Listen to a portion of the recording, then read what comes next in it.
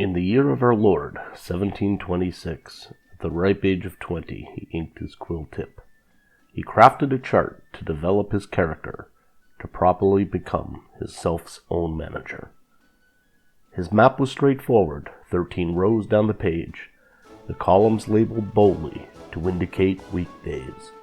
Virtues listed on the margin, of which consisted 13, the gauge of his life to be blotted in between.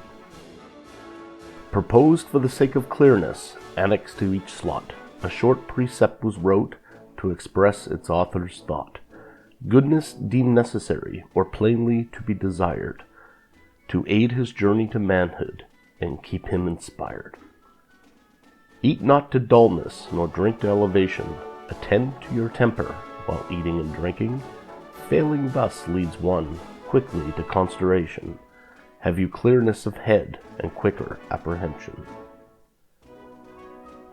Speak only what may benefit others or yourself. For every idle word we must be held account. Every moment of silence beckons time for observation. It is often a sign of wisdom to avoid trifling conversation. Let things have their place, let your business have its time. Good order be the foundation of all the things high. Time allotted for work, for family, and for play. Lay out your plan carefully for each and every day. As well as those that are good for making only excuses are seldom very good for anything else. Resolve to perform everything which you ought, and perform without fail of what you resolve. Make no expenses but to do goodly things, for yourself, others, or necessary belongings. Rather bed without supper than to rise with debt, and never keep alone an hour beyond time let. You may delay if you wish, but time obviously will not. Be always employed, as industry need not wish. Unnecessary actions cull, for time is never found again. Lazy travels so slowly, even poverty overtakes them.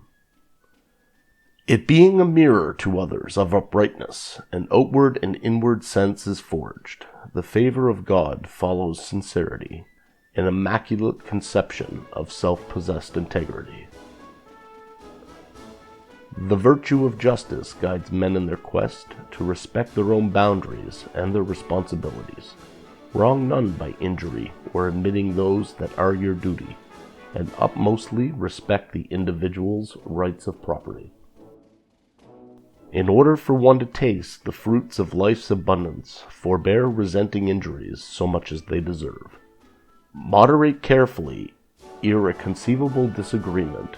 Examine ourselves for to honor civil engagement. To be free from the burden of unforgiving sin, disorder may not be allowed to persist.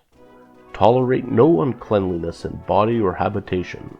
This simple discipline springs forth soul's elevation. There be a great power that lays within acceptance. Be not disturbed by unavoidable trifles. It is one's own choice to remain disjointed, rather impetuous reaction to disappointment. Rarely use venery, but for health or offspring, never to dullness with the injury of reputation. Chastity is a worthy summit we strive for each day, even if the most holy of us stumble along the way. Imitate Jesus and Socrates, and heed their example. Study and mirror their service to humanity. Hold fast to truth. Boldly set aside the price, be it persecution, public trial, or self-sacrifice. These 13 virtues be your guide through life, and return you safely from misadventure.